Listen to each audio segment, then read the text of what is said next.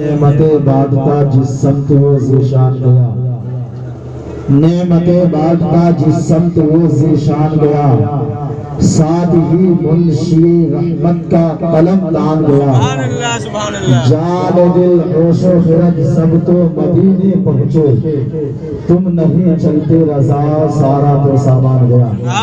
حضرت محترم آئیے کربلا والے کے حوالے سے یہ محرم الحرام کا مہینہ شروع ہونے والا ہے۔ ایک شعر میں نے سنا تو ایک شعر میرے ذہن میں گردش کرنے لگا۔ وہ شعر یہ ہے کہ خزانے کی جو زینت ہے اسے الماس کہتے ہیں۔ الماس اس کا مطلب ہوتا ہے آلمیرہ، اس کو انگلش بولتے ہیں، الماری وغیرہ جو رکھتے ہیں۔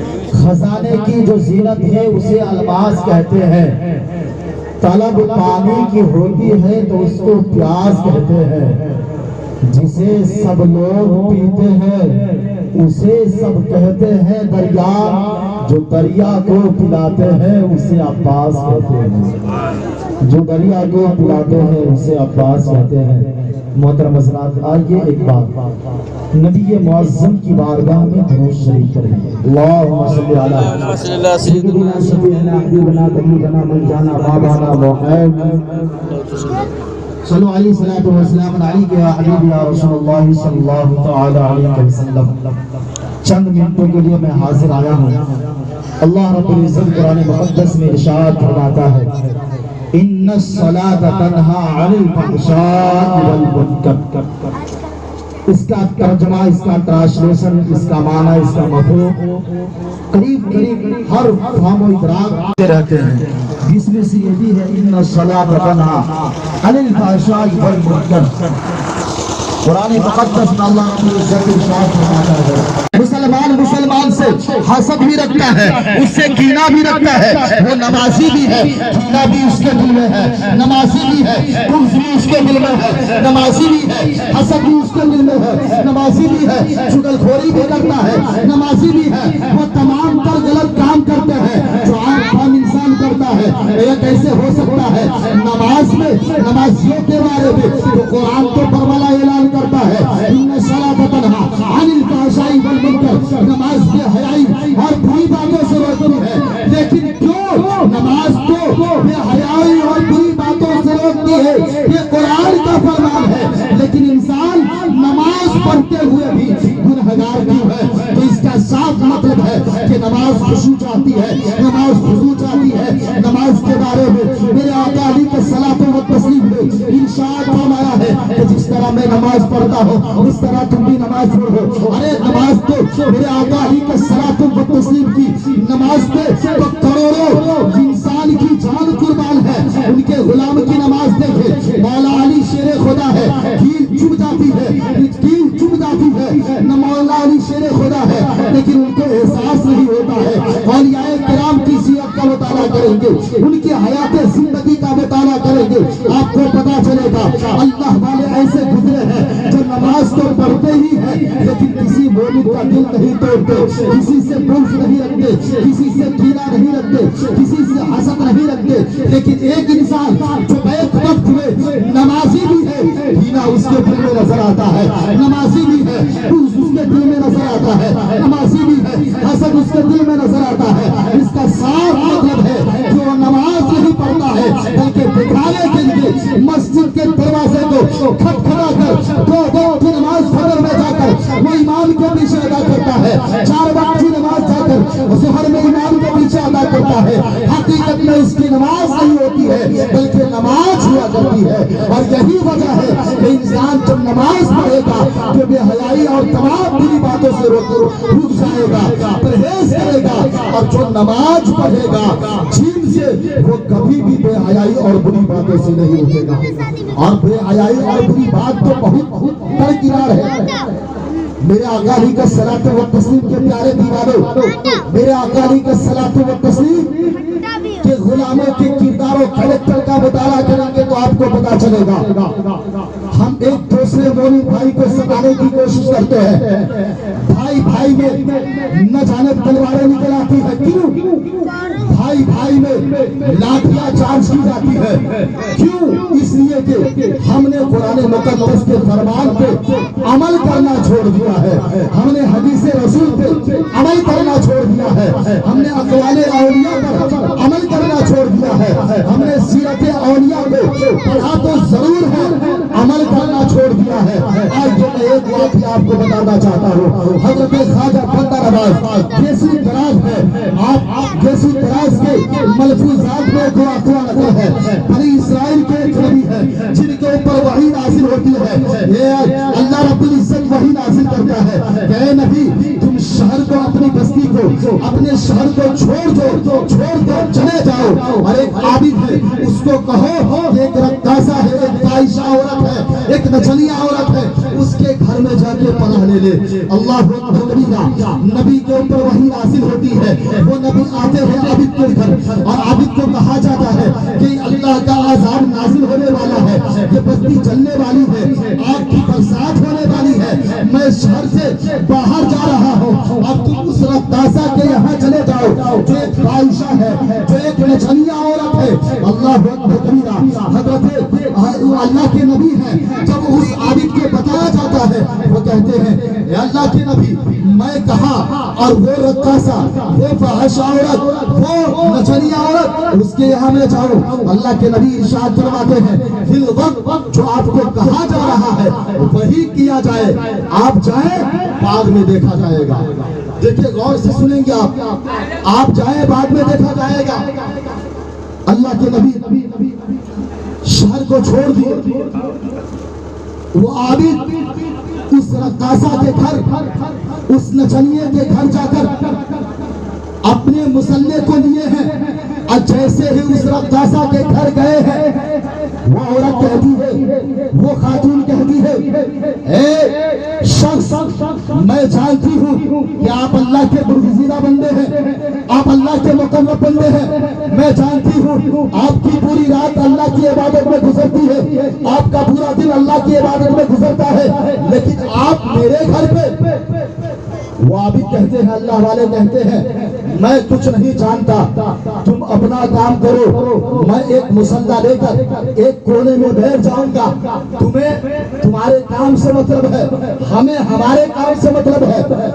کچھ ہی عرصے کے بعد وہ نبی تشریف لاتے ہیں، تشریف لانے کے بعد جیسے ہی بستی میں قدم ڈالتے ہیں، بنی اسرائیل کے وہ نبی دیکھتے کیا ہے پوری بستی چل چکی ہے۔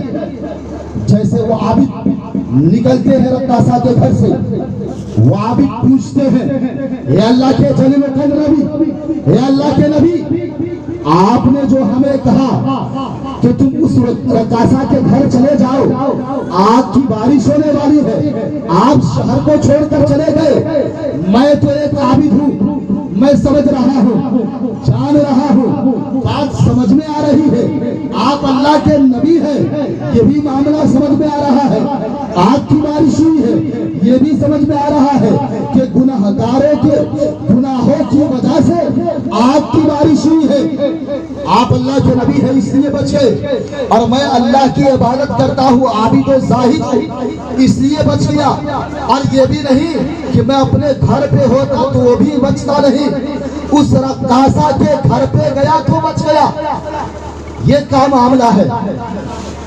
وحی نازل ہوتی ہے، اللہ رب العزت ارشاد فرماتا ہے اپنے نبی سے کہ یہ معاملہ ہے بتا دیا جائے۔ بنی اسرائیل کے اس نبی نے اس عابد زاہد سے کہا معاملہ یہ ہے کہ اس بستی میں ایک کھجلی والا کتا گھس آیا تھا، کون سا؟ جس کو کھجلی ہو جاتی ہے، کھجلی والا انسان نہیں بلکہ کتا گھس گیا تھا۔ قرآن مقدس اعلان کرتا ہے ان الصلاۃ تنہی عن الفحشاء والمنکر، نماز بے حیائی اور بری باتوں سے روکتی ہے، لیکن کیوں نمازی بے حیائی اور بری باتوں میں ملوث ہے، خود فیصلہ کر سکتے ہیں؟ اس کا مطلب یہی ہے کہ وہ نمازی نہیں ہوتے ہیں بلکہ وہ دکھاوے کے لیے نماز پڑھتے ہیں۔ ایک وقت اگر انسان نماز امام کے پیچھے جا کر نماز پڑھ لیتے ہیں تو اپنے سے ہر ایک انسان کو حقیر جانتے ہیں جو نماز نہیں پڑھتے۔ یہ دیکھیں اللہ کے نبی نے کیا ارشاد فرمایا، اے عبید، اے زاہد، سن، اس بستی میں کچھ دن پہلے ایک کتا گھس آیا تھا اور اس کتے کو کھجلی ہو گئی تھی۔ لوگوں نے، پوری بستی والے اس کو مار مار کر بستی سے بھگا دیا۔ اللہ کے نبی نے کیا ارشاد فرمایا کہ بستی والوں نے اس کتے پہ ظلم و زیادتی کی۔ جب ظلم و زیادتی کر رہے تھے بستی والے، اسی ظلم و زیادتی کے درمیان اس رقاصہ کا گزر ہوتا، وہ خاتون گزرتی ہے، وہ عورت، وہ نچنیاں گزرتی ہے اور دیکھتی کیا ہے کہ اس کھجلی والے کتے پہ ظلم و زیادتی بستی والے کر رہے ہیں۔ اس نے سوچا، اس خاتون نے سوچا یہ کتا ضرور ہے لیکن اللہ کی مخلوق ہے۔ دیکھیں آپ، کتا ہے، یہ کتا ضرور ہے لیکن اللہ کی مخلوق ہے۔ ارے کتا ہے تو کیا ہوا، لیکن اللہ کی مخلوق تو ہے، اس پہ ظلم و زیادتی ہو رہی ہے، اس کو بچا دیا جائے۔ اس خاتون نے بچانے کی کوشش بھی کی اور اس کا علاج بھی کیا گیا۔ اس خاتون نے اس کتے کو بچایا۔ اللہ رب العزت نے ارشاد فرمایا کہ کتے پہ بستی والوں نے ظلم کیا، اس ظلم کی برابر ہم نے آگ نازل کر دیا، اور اس خاتون نے جو کتے کو بچایا، اسی بچانے کے صدقے میں ہم نے اس خاتون کے تمام گناہوں کو معاف کر دیا۔ یہ ایک خاتون جو فحاشہ، جو نچنیاں، رقاصہ، ایک عورت جس کی شام بھی، جس کا دن بھی، یعنی جس کی صبح بھی، جس کی شام بھی فحش کاموں میں گزرتی ہو، لیکن صرف اور صرف کتے کو بچایا، اسے جو کتے کو بچایا اس نے، اللہ رب العزت کو یہ ادا اتنی پسند آ گئی، اتنی پسند آ گئی کہ اس کے صدقے میں ایک عابد کو بھی عذاب خدا بندی میں ملوث ہونے سے، ایک عابد بھی عذاب خدا بندی میں ملوث ہونے سے بچ گیا۔ تو مسلمانوں، ایک رقاصہ ایک کتے کو بچا لے، کچھ کتے پہ رحم کھا جائے تو اس کا یہ مرتبہ ہو جائے کرتا ہے۔ تو ایک مومن کو اگر بچا لے، ایک مومن کا ساتھ دے دے تو کیا ہمارا مقام بلند نہیں ہو سکتا ہے؟ یقیناً ضرورت اس بات کی ہے، ضرورت اس امر کی ہے کہ ہم متحد ہو جائے، اختلاف کی دنیا سے الگ ہو کر تمام مومن بھائی بھائی ہو جائے، کیونکہ حدیث رسول ہے، ترمذی شریف کی حدیث پاک ہے، المسلم اخو المسلم لا یظلمہ ولا یسلم ومن کان فی حاجت اخیہ کان اللہ فی حاجتہ ومن فرج عن مسلم کربہ فرج اللہ عنہ کربۃ من کربات یوم القیامہ ومن ستر مسلما سترہ اللہ یوم القیامہ۔ یہ حدیث طویل ہے لیکن ایک معنی سن لے جو اخیر ہے، ومن ستر مسلما سترہ اللہ یوم القیامہ، جو کسی مسلمان کی ستر پوشی کرتا ہے اللہ اس کی کل قیامت کے وقت ستر پوشی کرے گا۔ اس حدیث پاک سے اور اس قرآن مقدس کی آیت کریمہ کی ضمن میں جو باتیں ہوئی ہیں، ان تمام باتوں کا نچوڑ یہی ہے۔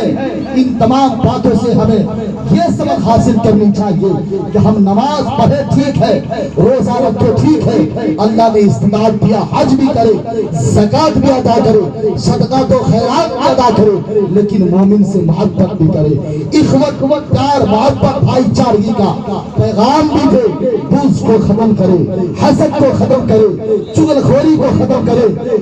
تکبر جیسے غلط مرض کو ختم کیا جائے، کیونکہ جانتے ہیں آپ قرآن مقدس میں آخری بات بتاتا ہوں، اللہ نے فرمایا ان اللہ لا يحب المتکبرین، اللہ متکبر کو پسند نہیں کرتا، کیونکہ ایک انسان خراب ہوتا ہے شیطان کی وجہ سے، انسان کا ذہن بھٹکتا ہے شیطان کی وجہ سے، انسان کی فکر بھٹکتی ہے شیطان کی وجہ سے، انسان کے خیالات غلط ہوتے ہیں شیطان کی وجہ سے، انسان نماز چھوڑتا ہے شیطان کی وجہ سے، انسان ماں باپ کو ستاتا ہے شیطان کی وجہ سے، انسان مومن پہ ظلم کرتا ہے شیطان کی وجہ سے۔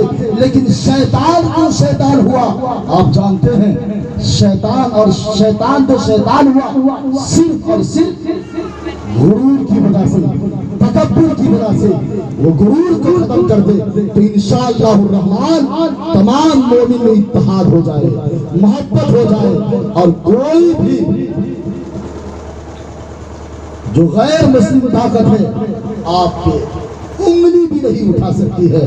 شرط یہ ہے، ڈاکٹر اقبال نے اسی شعر کے ساتھ ختم کرتا ہوں، ڈاکٹر اقبال نے بہت پہلے کہا تھا، نہ سمجھو گے تو مٹ جاؤ گے، اے ہندی مسلمانوں تمہاری داستان تک بھی نہ ہوگی، داستانوں بھی۔ اللہ فرماتا ہے ان الصلاۃ تنہی عن الفحشاء والمنکر، بے شک نماز بے حیائی اور بری باتوں سے روکتی ہے۔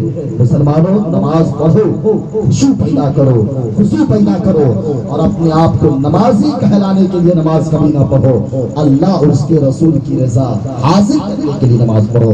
پڑھیں ہمارے ساتھ استغفر اللہ ربی من کل ذنب واتوب الیہ واقول لا الہ الا اللہ محمد رسول اللہ صلی اللہ علیہ وسلم۔ السلام علیکم۔